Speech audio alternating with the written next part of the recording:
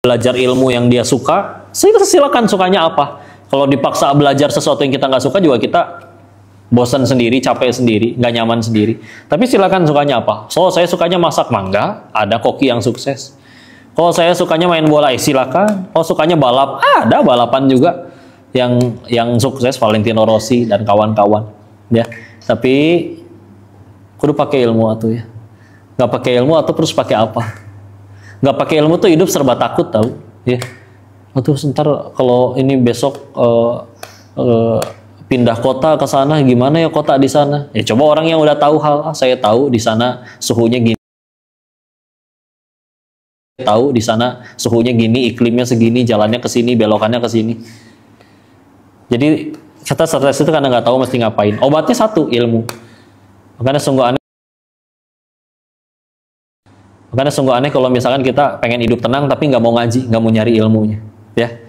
Satu itu udah nolongin orang nggak dihargain, udah berbuat di perusahaan yang naik jabatan malah temennya, udah belajar buat masuk universitas yang diidamkan, yang malah kepilih teman kita yang nggak belajar, ya. Terus gimana obat buat yang ini? Kalau tadi yang satu obatnya ilmu, obat yang kedua iman. Karena kalau pakai iman kita akan bertemu sudut pandang di mana kita nggak akan pernah rugi, untung melulu, ya. Makanya lihat para nabi, orang-orang soleh terdahulu, pahala banyak. Dosa nggak ada, maksum, bersih. Tapi ujian kok parah banget. Udah gitu, ngapain mereka tetap jadi orang baik? Tetap nolongin orang, nggak ada yang pundung lagi. Ya, kan aneh juga kalau Rasul kita pundungan. Wahai Rasul, kenapa engkau tidak dakwah hari ini? Ambungnya kamari jadi elek wae, uban. Ya Islamnya nggak akan sebesar ini. Tapi beliau mah jangankan dihina, ya. Mau dijahatin, bahkan diancam dibunuh, lempeng wae udah. Allah nggak izinin sehelai rambut pun nggak akan jatuh. Jadi akhirnya dia tenang, untung terus, ya. Punya teman, kok saya temenan sama dia 30 tahun kok, tiap hari diajakin sholat nggak pernah mau. Berarti saya mesti apain dia ya kok? Kalau bilang, ya selamat, berarti kamu dapat pahala ngingetin sholat 30 tahun. Coba ngingetin sekali langsung soleh. Bro, sing soleh, langsung soleh sampai mati. Berarti dapat pahala dakwahnya cuma 1 hari. Kajian kayak gini, anak-anak sing soleh, kalian langsung soleh sampai mati, berarti kajiannya sekali doang, sisanya udah pada soleh, ya. Ini ngingetin ya Allah 30 hari ngingetin, 30 tahun ngingetin, berarti setiap hari dapat pahala, ya. Ada ibu-ibu udah sepuh, setiap hari pipisnya itu udah nggak bisa ke toilet, harus dipakein pispot diantarin ke kasur, dan sering sekali pipisnya 10 menit sekali. Jadi kadang minta maaf ke anaknya, maaf ya anak yang lain bisa jalan-jalan main, kamu harus ngurusin ibu 10 menit sekali ambilin pispot. Si anaknya karena anaknya soleh jadi jawabnya kayak gini, gak apa-apa mama, berarti 10 menit sekali aku dapat pahala, ya. Tujuannya udah beda. Tapi kalau tujuannya, wah dasar ibu kok kayak begini, yang lain mah ibunya bisa jajanin aku, beliin aku handphone baru, ini mah malah harusnya repotin, harus bawain pispot segala macam. Sudut pandangnya aja yang beda, ya. Kalau udah pakai kacamata iman, untung terus, ya. Dan itu menentukan sedih dan bahagianya kita. Kayak contoh ya, ada yang cerita waktu itu, kok 2023 bagi saya tahun yang sial. Kenapa Pak? Habis saya diturunin jabatan. Bapak naik jabatan di tahun itu 3 kali, turun cuma 1 kali. Jangankan Bapak yang udah punya jabatan Pak, di luar sana Pak, ada orang yang nggak pernah menjabat apa-apa. Jangankan direktur Pak, jadi ketua grup WhatsApp juga nggak pernah Pak. Ya. Itu jadi ketua yang paling gampang soalnya. Tinggal kumpulin 3 nomor, bikin grup langsung jadi ketua. Terserah mau ngadain tumpengan kayak ngapain kayak, ya, buat ngerayainnya. Tapi ya sudah, kalau misalkan kita lihat ya Allah, bedanya apa? Yaitu dia, di hatinya berarti ya jabatannya. Kalau dia sholat sih kok, tapi ketinggalan sholat gak pernah nangis. Waktu kalah arisan duitnya hilang nangis, ya udah di hatinya duit. Kalau dia sholat sih kok, tapi ketinggalan sholat gak pernah nangis. Tapi waktu gagal nyalek kok gila ya, ya udah berarti di hatinya jabatan. Ya. Jadi gitu, ya. Cari 2 itu aja. Kejar ilmu terus. 2, ngelihat apa-apa pakai kacamata iman. Gak pakai kacamata iman, lo kesel. Saya malas kok temenan sama dia kok. Udah baikin berkali-kali nggak pernah dibalas budi. Jangankan dia balas budi, satu dunia cinta sama kita, Allah benci sama kita juga kita yang repot. Ya, kayak lempeng aja. Nanti di sini mungkin ada yang jadi guru, 30 tahun ngajar, muridnya nggak ada yang jadi soleh, nggak ada yang bilang terima kasih lagi. Di hadapan Allah tetap dihitung jadi pahala nggak? Tetap. Kita meninggal gitu nggak ditanya, emang berapa murid yang udah kamu bikin mu'alaf, berapa murid yang kamu udah bikin soleh? Nggak ditanya kayak gitu. Ya, ditanyanya niat kamu ngajarnya apa, ya. Jadi udah silakan. Ada yang mau kaya, silakan. Tapi kita meninggal gak ditanya saldonya berapa, dapatnya dari mana, dipakainya untuk apa. Kalian mau punya duit 1 kuadriliun juga, silakan. Yang penting gak nyolong, gak nyuri, ya. Gak main judi, gak ngoplos bensin, ya. Gak korupsi timah, ya, apapun itu, ya. Kalau saya pengen viral, silakan. Tapi meninggal nggak ditanya followersnya berapa, ya.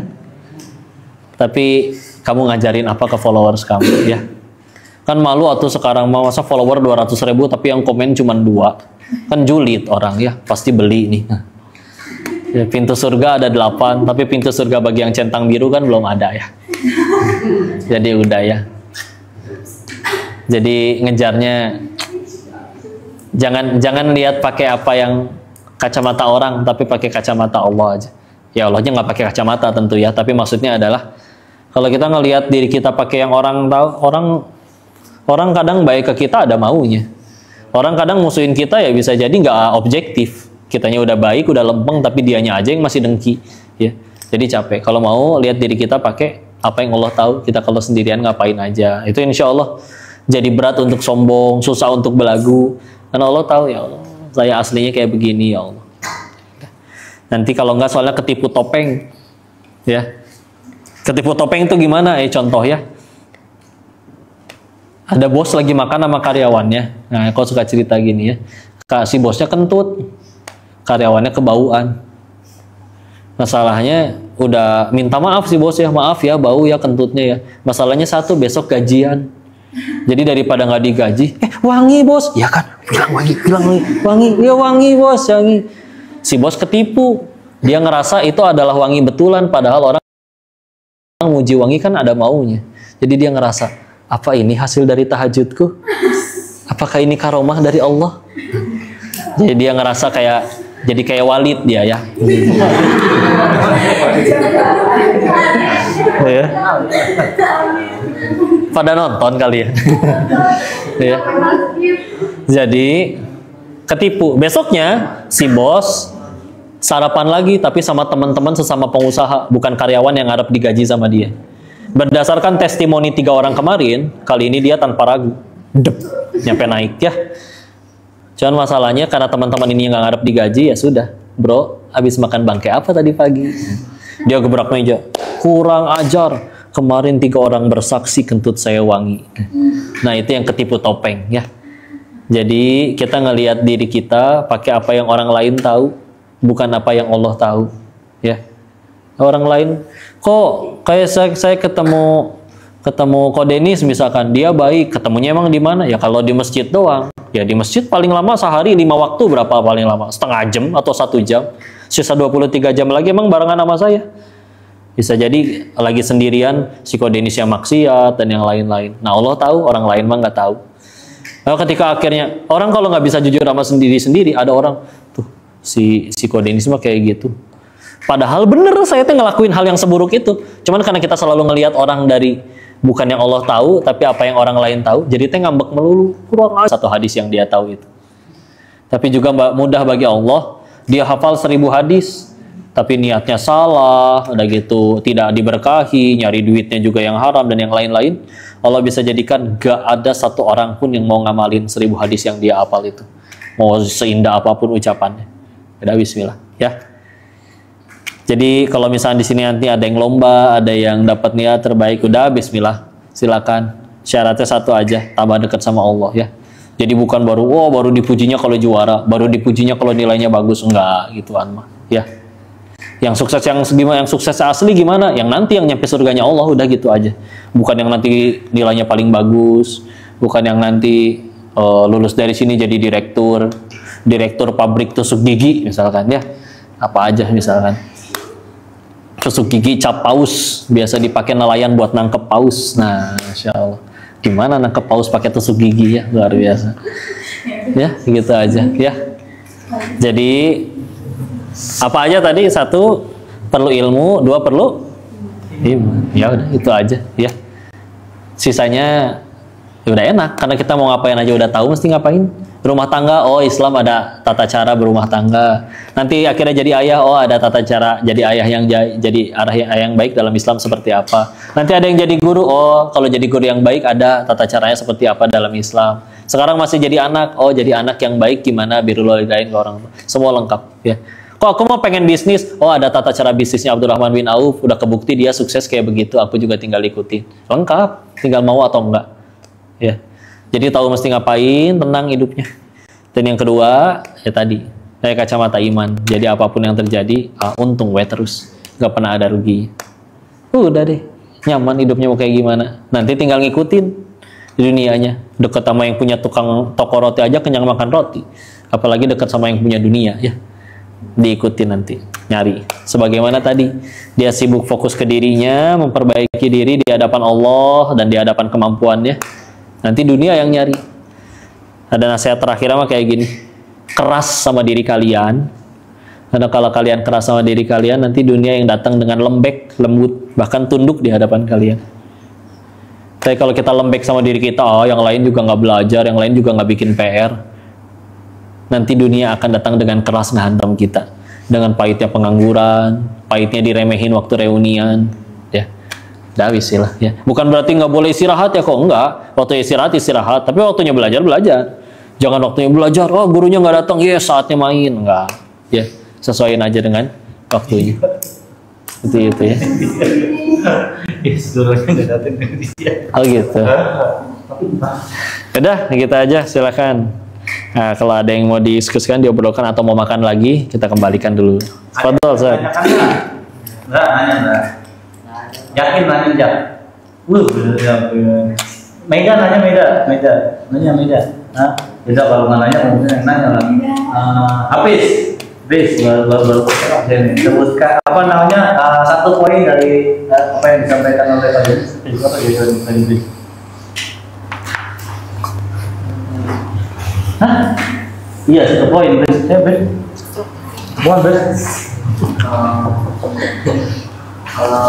Ini Holy Land.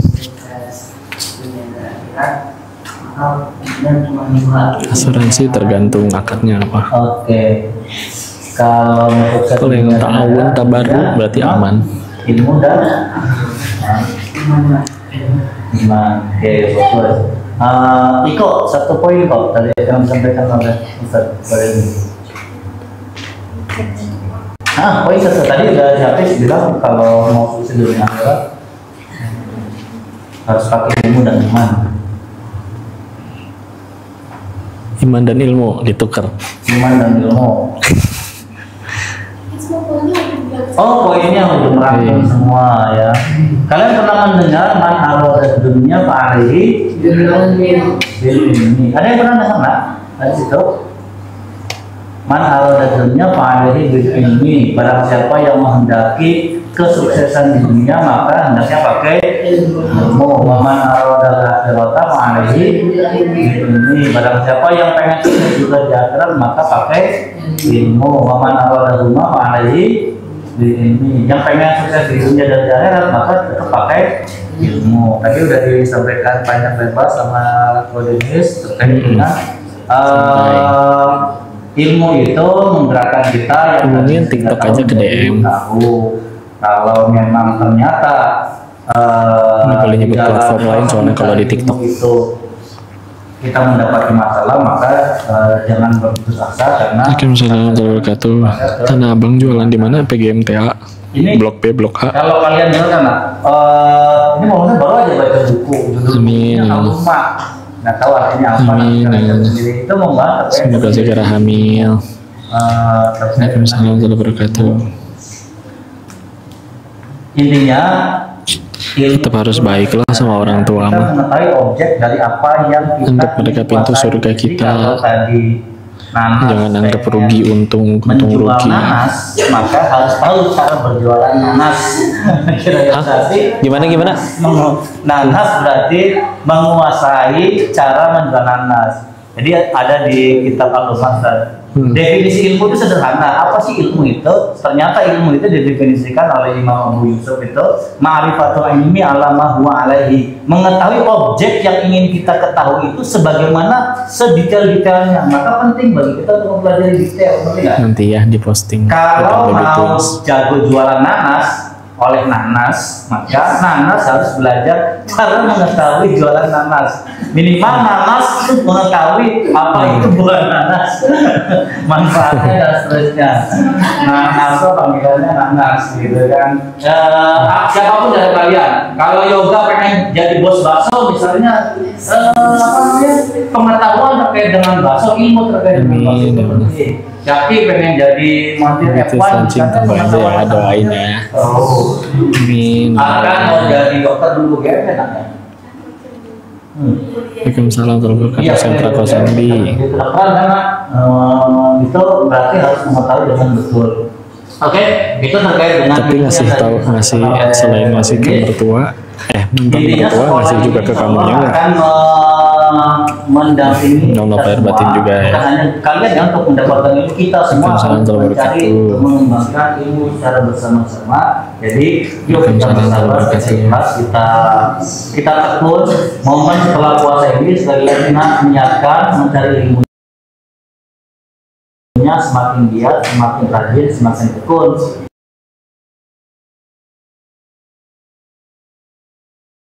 Bisa yang tidak hadir hari ini. Ada yang dengar Nadira kabarnya seperti apa? Apa terakhir kabarnya Nadira katanya? Ada yang tahu?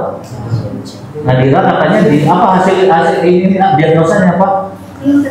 Jadi Nadira di lehernya sakit, diduga gondok. Ternyata kata dokter kayak bukan hormon.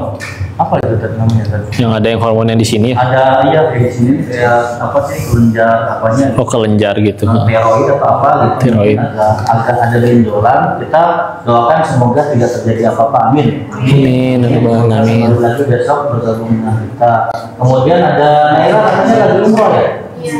Umroh apa naik haji? Oh ya, kalau haji kapan? Nanti Mei berangkat.